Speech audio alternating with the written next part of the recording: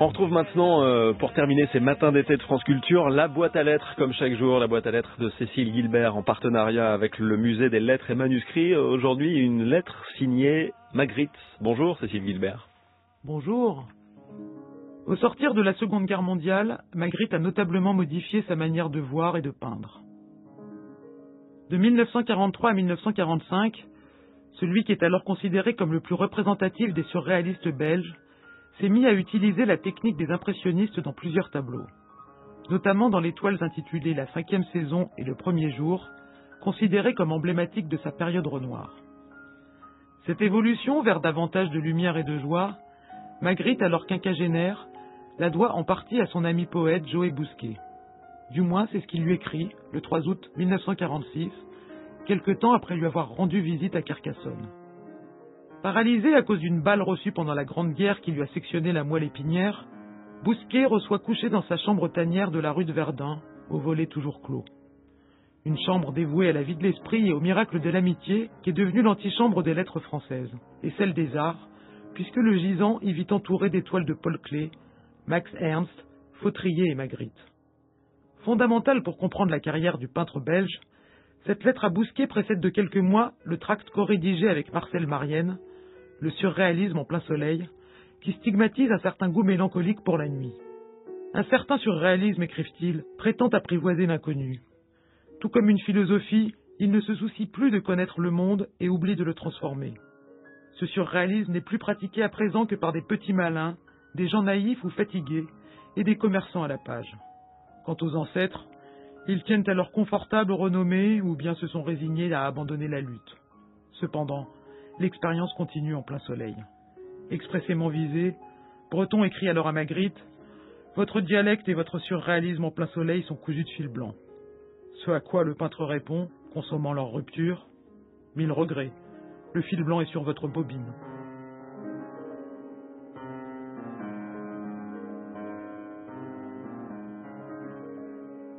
Mon très cher Bousquet, je repensais souvent à votre sentiment qui nous a mis un jour sur cette nouvelle voie dans laquelle je suis à présent engagé.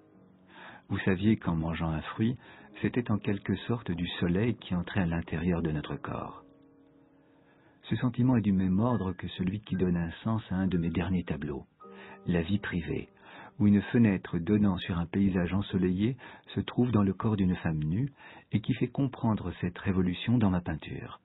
Révolution sentimentale d'abord, qui prétend remplacer l'inquiétude par la joie, le soleil. Cette sérénité ancienne n'apparaît plus. Elle est plus cachée, plus essentielle, et doit pouvoir supporter l'épreuve du plein soleil. Est-ce la démonstration, en plein soleil aussi il faudrait y penser, des résultats d'une volonté de tout bouleverser que la guerre a permise à des hommes, pendant 4 années qui m'a fait songer que ces hommes étaient mieux armés que nous pour semer la panique, le désespoir, l'inquiétude, de telle façon que l'on ne pouvait s'y dérober, mais que ces mêmes hommes étaient totalement privés du pouvoir de charmer, par exemple? Il m'a semblé que ce pouvoir, c'est nous qui le détenons, et que si l'on recherche des moyens d'obtenir des effets aussi grandioses que ceux du mal, mais cette fois ceux du bien, je veux dire, qui charment, qui enivrent, il y avait pas mal de choses à revoir, à supprimer et à découvrir. Pour illustrer cette idée, voici 2 exemples. On édite dans la série noire Gallimard des romans d'aventure dont l'un, Pas d'orchidée pour Miss Blandiche, arrive à atteindre un certain sommet dans l'horreur, le dégueulasse. Je propose exactement le contraire, et je songe que l'on a essayé avec Alice au Pays des Merveilles, les contes de Perrault, d'Aulnoy, et qu'il nous faut atteindre dans ce climat de charme la même puissance que celle que l'on atteint assez facilement dans le climat opposé. Vous savez, la peinture surréaliste, telle que la pratique d'innombrables artistes, est devenue insupportable. On y voit beaucoup de mains coupées, le sang coule à flot, les inventions sont écœurantes d'ingéniosité. Tous ces artistes me donnent l'impression d'être aveugles et de vivre dans un musée surréaliste poussiéreux où un bouquet de fleurs véritables ferait scandale. Ce que je propose d'aérer tout cela, et cela n'ira pas sans les difficultés d'usage. À cette question du savoir-vivre, je réponds entre autres, je déteste mon passé et celui des autres. J'aime le rire des jeunes enfants en liberté, ce qui vous éclairera sur mes sentiments et sur ma volonté actuelle. J'aimerais savoir ce que vous pensez de tout cela. À bientôt, j'espère, et mes meilleurs souvenirs. Magritte.